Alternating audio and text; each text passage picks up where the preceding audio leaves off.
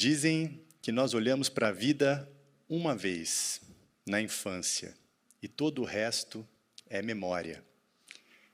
Eu me lembro de ser uma criança introvertida, calada, mas muito observadora. Gostava de olhar as coisas ao meu redor. Os carros passando, os adultos conversando, as crianças brincando. E foi numa manhã de um domingo qualquer, sentado embaixo de uma árvore na chácara do meu avô, eu tive uma ideia. Me ocorreu fechar os olhos por uns instantes, sem pensar em nada, simplesmente respirar. Depois que eu abri os olhos, era como se eu estivesse diante de um cenário totalmente diferente do anterior. Agora, revestido de beleza, cheio de vida. Se antes aquela paisagem era familiar, habitual, agora ela me parecia espantosa. Aquilo era um milagre. E eu, incrédulo, dizia: uau, isso tudo existe? Eu existo, eu estou vivo. A epifania daquela manhã me marcou profundamente e eu repeti incontáveis vezes essa experiência como quem busca reeditar de tempos em tempos o espanto, a perplexidade diante das coisas. Por algum motivo, aquele olhar me trazia vida, significado, quando eu me sentia desconectado da vida. Mas o tempo passou.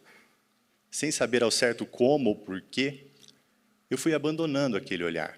Aquele olhar foi empoeirando. À medida que eu crescia, a agenda ia sendo tomada de compromissos, de afazeres curriculares, extracurriculares, e eu fui me distanciando daquele movimento vitalizante. O olhar da infância parou de me visitar.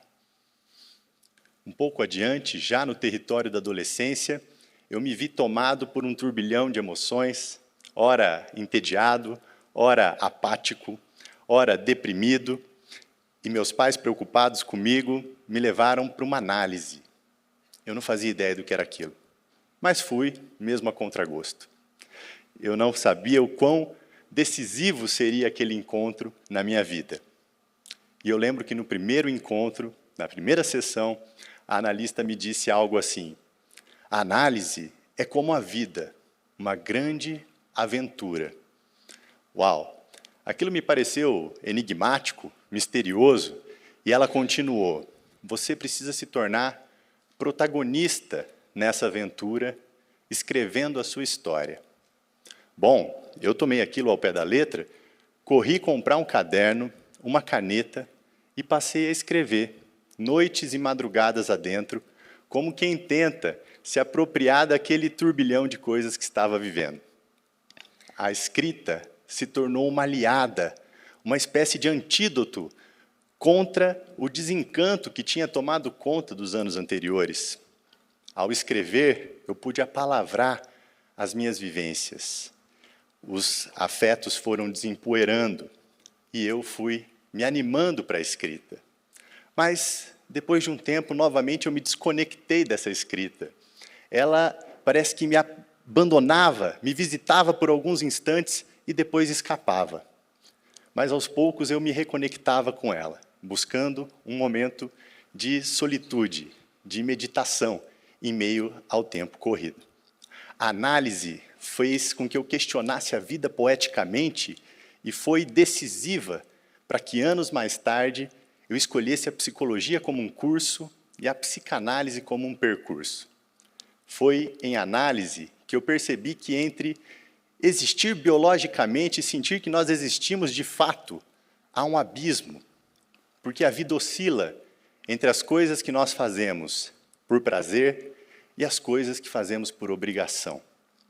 E nesse pêndulo, entre a prosa do cotidiano e a poesia da vida, nós podemos facilmente nos perder, passando dias, meses, anos inteiros, sem questionar nada, sem estranhar nada, executando apenas tarefas diárias automaticamente, como se isso fosse tudo que tínhamos para fazer. Nessa sucessão de dias, nós podemos, então, nos alienar da nossa natureza contemplativa. E viver sem contemplar é mera existência. Uma sucessão de dias desconexos, de vivências isoladas. Quando nós sentimos isso, é comum sentirmos apatia, tédio, falta de significado. Foi então que eu ingressei no curso de psicologia, já aos 18 anos, e ali eu ainda sentia resquícios da presença da criança que eu fui. Nos meus impulsos de vida, nos meus projetos, nos meus sonhos. Mas logo eu me desconectei novamente desse olhar. Deixei a escrita lúdica e prazerosa de lado e passei a apostar as fichas numa escrita rigorosa, acadêmica, com vistas a um reconhecimento científico. E assim eu me formei, abri um consultório, fui trabalhar, fazer coisas importantes, mestrado, doutorado, me apaixonei, me casei. E todas essas experiências certamente trouxeram beleza e encanto para a minha vida, mas nada que se comparasse à experiência que eu viveria anos depois, aos 30 anos, a paternidade. Quando eu descobri que eu seria pai, eu me vi diante de uma experiência totalmente inédita e para a qual eu não estava preparado.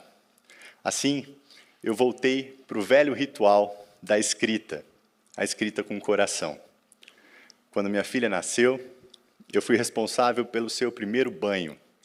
Ela estava ali, na banheira, apreensiva, inquieta, amedrontada. Foi quando o olhar dela, de súbito, encontrou o meu. E naquele momento, ela se acalmou. O corpinho dela estabilizou. E aquilo foi tão impactante para mim, que terminando o banho, eu corri pegar um caderno e escrevi um poeminha, intitulado Porto Seguro. Aquele foi o meu primeiro poema. Vejam que não foi preciso um curso de poesia, de métricas, um curso técnico, mas apenas um olhar afetuoso da minha filha, para que naquele dia algo reacendesse em mim. De um momento aparentemente despretensioso, surgiu algo extraordinário. Eu me coloquei a escrever poemas e não parei mais. Descobri que havia um poeta adormecido em mim, precisando ser despertado, e que a poesia da vida estava em todo lado, mas precisava de um olhar que a contemplasse. Passados uns dias, eu me dei conta de que aquela experiência que eu tinha tido na minha infância era fruto de um olhar poético. A abertura dos olhos, seguida do espanto, era capaz de transformar uma vivência pontual numa experiência profunda.